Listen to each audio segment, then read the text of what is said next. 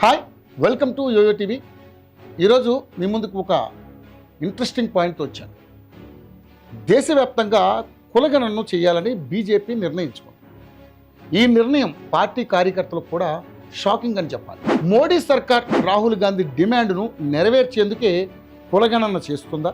గతంలో కులగణనను తీవ్రంగా వ్యతిరేకించి బీజేపీ ఇప్పుడు ఎందుకు యూటర్న్ తీసుకుంది? ఈ నిర్ణయం వెనక బీజేపీ మాస్టర్ మైండ్ తెలిస్తే గనక అందరి మైండ్స్ బ్లాక్ అవ్వాల్సిందే. అంతలా ఇందులో ఏముంది అనుకుంటున్నారా? అయితే ఈ వీడియోను స్కిప్ చేయకుండా చూడండి.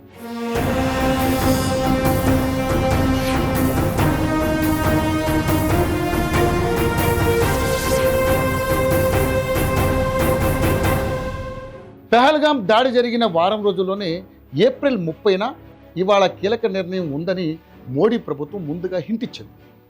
ఆ కీలక నిర్ణయం పాకిస్తాన్ మీద యుద్ధమో సర్జికల్ స్ట్రైకో అయి ఉండొచ్చని అంతా అనుకున్నారు.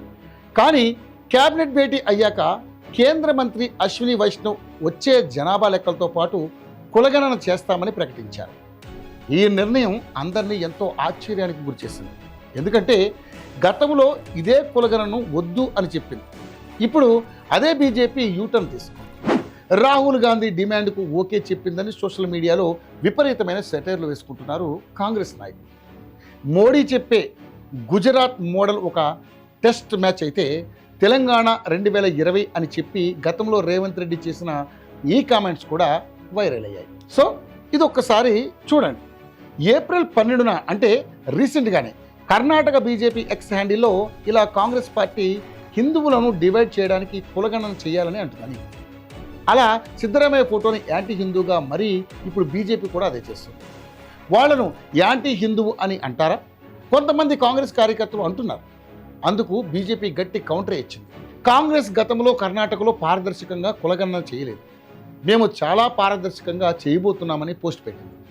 కులగణనను మహారాష్ట్రలో కాంగ్రెస్ పార్టీ విస్తృతంగా ప్రచారం చేసింది. అప్పుడు విడిపోతే విచ్ఛిన్నమే అని బీజేపీ ప్రచారం చేసింది. దీంతో చాలా వరకు కులగణనపై బీజేపీ యూటర్న్ తీసుకుందని విమర్శలు వచ్చాయి. దీంతో బీజేపీ సోషల్ మీడియా ఎక్స్లో ఒక విషయాన్ని చెప్పారు. కులగణనకు అనుకూలంగా సుష్మా స్వరాజ్ 2010లోనే అనుకూలంగా ప్రణబ్ ముఖర్జీకి ఒక లెటర్ రాశారని ఆ లెటర్ను ఎక్స్లో పోస్ట్ చేశారు. అయితే అసలు ఎందుకు ఈ కులగణన, ఎందుకు చెయ్యాలి, జనాభా లెక్కలు ఎందుకు చెయ్యాలి, ఈ డౌట్ చాలామందికి ఉంటుంది. దీన్ని క్లియర్గా చెప్తాను, ఒకసారి వినండి. దేశ సంపద కానీ దేశంలో ఉండే సామాజిక ఆర్థిక సామాజిక అవకాశాలు కానీ ఆధిపత్య కులాల వారే అనుభవిస్తూ వస్తున్నారు. ఇక్కడ చిన్న ఉదాహరణ, దేశంలో ఓబీసీల జనాభా 50% కంటే ఎక్కువగా ఉంది. అలాంటి ఓబీసీలు చట్టసభల్లో వీళ్ళు మహా అంటే 50% కూడా ఉండరు. అన్ని రాష్ట్రాల్లోనూ పొలిటికల్ డామినేషన్ ఓబీసీలదే. ఎందుకంటే వీళ్ళ దగ్గర ల్యాండ్ మనీ ఎక్కువగా ఉంటాయి కాబట్టి. ఓసీల దగ్గరే పొలిటికల్ పవర్ ఉంటుందని కొందరి వాదన. అలాగే బీసీలు వెనకబడిన వర్గాల వారికి రాజకీయ అవకాశాలు కానీ ఇతర అవకాశాలు కానీ అందట్లేదు. ప్రతి చోట అంతే. చాలా చోట్ల జనాభా ఎక్కువగా ఉన్న వారికి సరైన అవకాశాలు అందడం లేదు. అదే కులగణన చేయడానికి ప్రధాన కారణం. మాస్టర్ మైండ్స్ కామర్స్ చదవాలనుకునే 10th ఇంటర్ విద్యార్థుల తొలి ఎంపిక.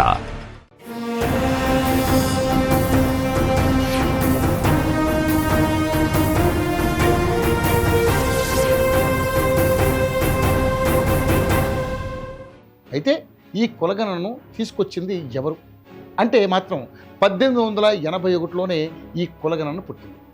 బ్రిటిష్ ప్రభుత్వం ఉన్న సమయంలో జనరల్ పాపులేషన్ కులగణనను కండక్ట్ చేసింది. ఇందులోనే కుల లెక్కింపులను కూడా ఇన్వాల్వ్ చేశారు. అలా మొట్టమొదటిసారి ఇండియాలో కుల లెక్కింపు జరిగింది. ఆ తర్వాత 1931లో ఇండియాలో అధికారికంగా కులగణన జరిగింది. అయితే ఈ కులగణన చాలా ఇంపార్టెంట్, ఎందుకంటే ఆ డేటానే ఇప్పుడు మన దగ్గర ఉంది. 1941లో కులగణన జరిగిన రెండో ప్రపంచ యుద్ధం కారణంగా వివరాలను బయటకు విడుదల చేయలేదు. ఆ తర్వాత భారత్లో అధికారంలో ఉన్న నెహ్రూ సర్కార్ కులగణనను చేయలేదు. సో కులగణన కారణంగా మనుషుల మధ్య విభేదాలు వస్తాయని రద్దు చేసింది, కానీ పూర్తిగా చేయలేదు. ఎందుకంటే వెనకబడిన కులాల వారన్నింటికీ అవకాశాలు అందాలనే ఉద్దేశంతో 1951 నుంచి ఎస్సీ ఎస్టీకి సంబంధించిన డేటాను కలెక్ట్ చేసి దాని ప్రకారంగా వారికి రిజర్వేషన్లు ఇచ్చేవారు. అయితే అప్పటికి ఈ ఓబీసీ లేదు. ఇది మండల కమిషన్ వచ్చిన తర్వాత వచ్చింది. 1979లో అప్పటి ప్రధాని మొరార్జీ దేశాయ్ మండల కమిషన్ను ఏర్పాటు చేశారు. ఆ సమయంలోనే ఇండియాలో మొత్తం 52% ఓబీసీలు ఉన్నట్లుగా గుర్తించారు. అప్పటి నుంచి దేశ రాజకీయాలు కీలక మలుపు తిరుగుతూ వస్తున్నాయి. ఇలా ఓబీసీ ఇంతమంది ఉన్నారని తెలిసింది, కానీ వారికి కులగణనలో చర్చ లేదు. అయితే 2011లో కాంగ్రెస్ కులగణన కోసం SECC పేరుతో కమిటీని ఏర్పాటు చేసింది. 4,900 కోట్ల రూపాయల ఖర్చుతో వాళ్ళు డేటాను కలెక్ట్ చేశారు, కానీ వాటిలో తప్పులు ఉండడం వల్ల అది ఫెయిల్ అయింది. ఇక 2021లో జరగాల్సిన జనగణన కరోనా కారణంగా వాయిదా పడింది. తదుపరి జనగణనతో పాటు కులగణన చేస్తామని కేంద్ర ప్రభుత్వం ప్రకటించింది. దీంతో తాము చేయించిన కులగణనను బయట పెట్టాలని కాంగ్రెస్ కోరింది. అప్పట్లో సుప్రీం వరకు ఈ విషయం వెళ్ళింది. దీనిపై 2022లో కేంద్రం స్పందించింది. 2011లో చేపట్టిన సామాజిక ఆర్థిక కులగణనలో చాలా లోపాలున్నాయి. తప్పులు దొరలడంతో పాటు ఆ సమాచారం దేనికి ఉపయోగపడదని కేంద్రం చెప్పింది. ఇక 2023 ఎన్నికల్లో కూడా కాంగ్రెస్ పార్టీ కులగణనను పెద్ద ఎజెండాగా తీసుకొని వచ్చింది. రాహుల్ గాంధీ భారత్ జోడో యాత్ర సమయంలో కూడా తాము అధికారంలోకి వస్తే కులగణన చేస్తామని హామీ కూడా ఇచ్చారు. అంతేకాదు, మొన్నటి వరకు కూడా పార్లమెంట్లో రాహుల్ గాంధీ కులగణన చేయాలని చాలాసార్లు వాదించారు. కొన్నిసార్లు కేంద్ర మంత్రులకు కూడా చిరాకు తెప్పించారు. అప్పుడే రాహుల్కు తన జాతి ఏంటో తెలియదు, అందుకే కులగణనను చేయాలని అనుకుంటున్నారు. బీజేపీ నాయకులు కౌంటర్ ఇస్తూ వచ్చారు తప్ప కులగణనను చేయాలని అనుకోలేదు. కానీ ఇప్పుడు బీజేపీ కులగణనను చేస్తామంటూ ముందుకొచ్చింది.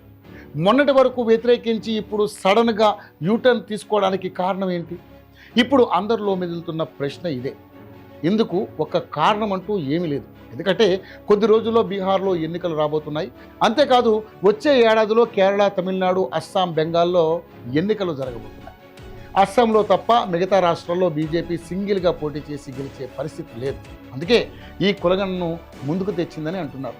కులగణనను రాహుల్ గాంధీ స్వాగతించారు. అంతేకాదు, ప్రైవేట్ సంస్థల్లో కూడా రిజర్వేషన్లను అమలు చేయాలని డిమాండ్ చేశారు. అయితే ఎవరు కులగణనను ముందుకు తీసుకెళ్ళినా కూడా అది ప్రజలకు మంచి జరిగేలా ఉండాలని కోరుకుంటున్నారు. చివరిగా ఒక్క మాట, ఎప్పటి నుంచో కులగణన చేయాలని అంటున్న కాంగ్రెస్ అయినా, సడన్గా సీన్లోకి వచ్చి కులగణన చేస్తామంటున్న బీజేపీ అయినా ఈ కులగణను నిజంగా ప్రజలకు న్యాయం జరగడం కోసం చేస్తున్నారా, లేక కేవలం రాజకీయ లబ్ధి కోసమేనా?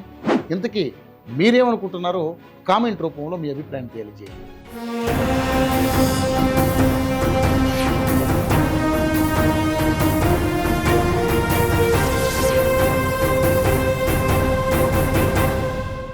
మాస్టర్ మైండ్స్ కామర్స్ చదవాలనుకునే 10th ఇంటర్ విద్యార్థుల తొలి ఎంపిక